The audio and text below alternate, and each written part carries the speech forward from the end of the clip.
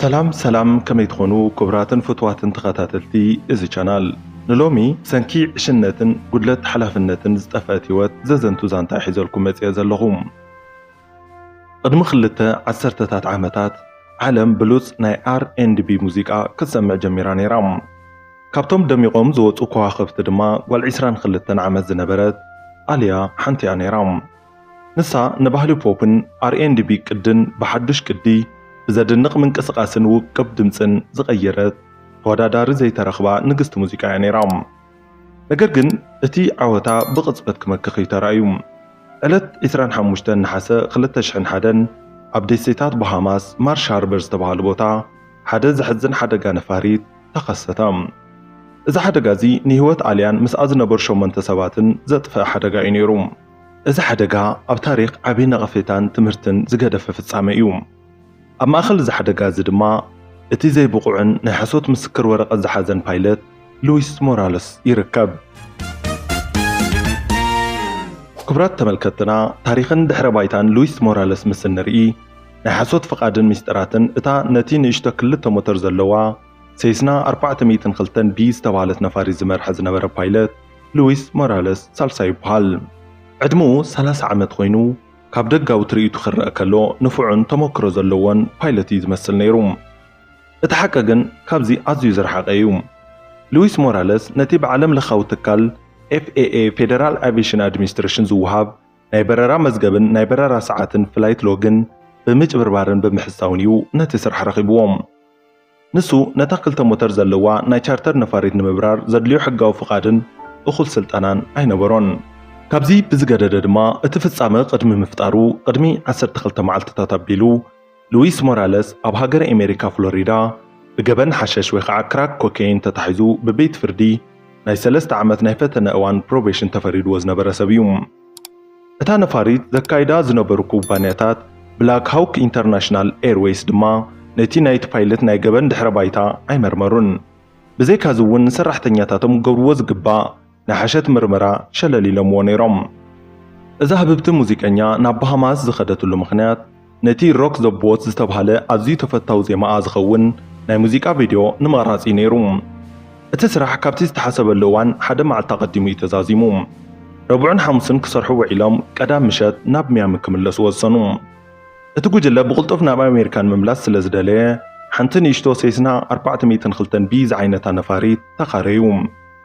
ኣብቲ መዕርፎ ነፋሪት ምስ በጽሑ ግን ዓብዪ ጸገም እዩ ተፈጢሩ። እቲ ጉጅለ ዘምጽኦ ናይ ድምፂ ቪድዮን ናይ ውልቀ ሰባትን ኣቑሑት ኣዝዩ ከቢድን ብዙሕን እዩ ነይሩ። ካብቶም ኣብቲ ቦታ ዝነበሩ ካልኦት ፓይለታት ከም ዝገለጽዎ ሉዊስ ሞራለስ ነቶም ተጓዓዝቲ እታ ነፋሪት ካብ መጠን ንላዕሊ ከም ዝኸበደት ወይ ከዓ ኦቨርሎድድ ብምግላጽ እቲ በረራ ሓደገኛ ክኸውን ከም ዝኽእል ኣጠንቂቕዎም ነይሩ እዩ። ነገር ግን እቶም ናይ አልያ ኣሰነይትን ኣካይድቲ ስራሕን በቲ ዝኸፈልዎ ክፍሊት ተደፋፊዮም ሕጂ ምሸት ማያሚ ክንበጽሕ ኣለና ብምባል ጸቕጢ ገበርሉ። ሉዊስ ሞራለስ ድማ ነቲ ጸቕጢ ብምቕባል እቶም ኣቑሑት ክጽዓኑ ፈቐደም። ብመሰረት ጸኒሖም ዝወፁ ናይ ታሪኽ ህይወት መጻሕፍቲ አልያ ባዕላ ንእሽቶ ነፋሪት ትፈርሕ ስለ ዝነበረት ነታ ዝተጨናነቐት ነፋሪት ክትሳፈር ኣይደለየትን ነይራ።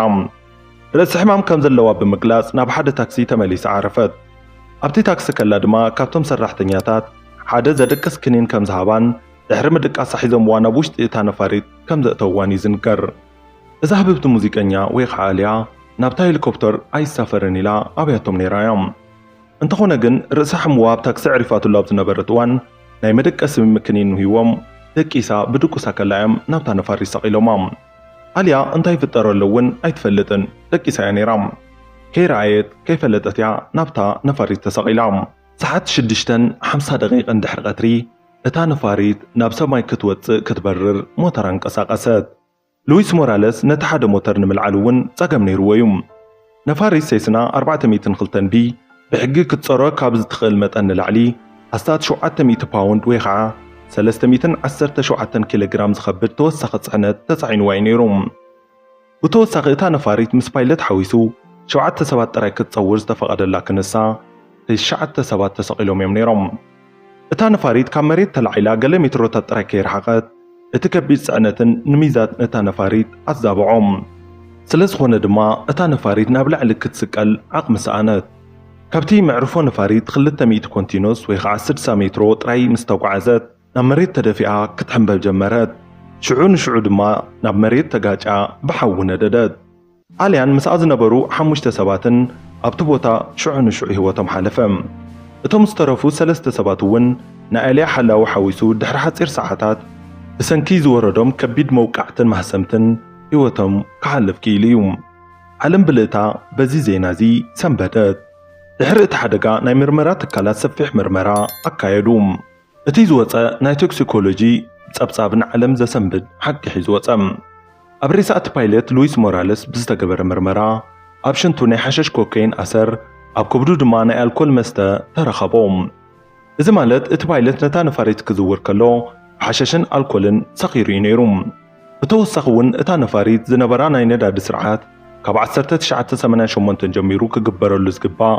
ናይ ጽገናን ምሕዳስን ስራሕቲ ከም ዘይተገበረላ ተፈልጠ እቲ ብላክ ሃውክ ኢንተርናሽናል ኤርዌይዝ ተባሃለ ኩባንያ እውን ናይ ኣልያ ወለድን ናይቶም ካልኦት ግዳያት ስድራ ቤታትን ኣንጻር ቨርጅን ሪከርድስ ብላክ ሃውክ ካልኦት ናይ ቪድዮ ፕሮዳክሽን ኩባንያታትን ናይ ክስ ፋይል ኣእተዉ እቲ ክሲ ካብ ሰብኣዊ ህይወት ንላዕሊ ረብሓን ገንዘብን ቀዳምነት ሂቦም ብምባል ዝወቅስ እዩ ነይሩ ኣብ መወዳእታ እቲ ክሲ ብምስጢራዊ ናይ $1,000,000 ካሕሳን ስምምዕነትን እዩ ተዓፅዩ ብዙሓት ዓበይቲ ትካላት ንስሞምን ዝወርዶም ናይ ዓለም ለኸ ጸቕጥን ንምጽዋር ምስቶም ዝተበደሉ ግዳያት ብ$1,000,000 ክደራደሩ ምርኣይ ልሙድ እዩ ስለዝኾነ እውን እዛ ህብብቲ ብኣ ዝተለዓለ ናይ ኣደገፍትን ካልእ ዝሰፊሕ ማሕበረሰብን ኣንጻር እቲ ትካል ንከይለዓል ምስቶም ግዳያት ብ$1,000,000 ካሕሳ ስምምዕ እዩ ተዓፅዩ ኣልያ ክትመውት ከላ ጓል 22 ዓመት ጥራያ ነይራ ኣብ ሓፂር እዋን ክልተ ግዜ ንሽልማት ግራሚ ዝተሓፅየት ኣብ ሓያሎ ዓበይቲ ፊልምታት ሆሊውድ ዝተሳተፈትን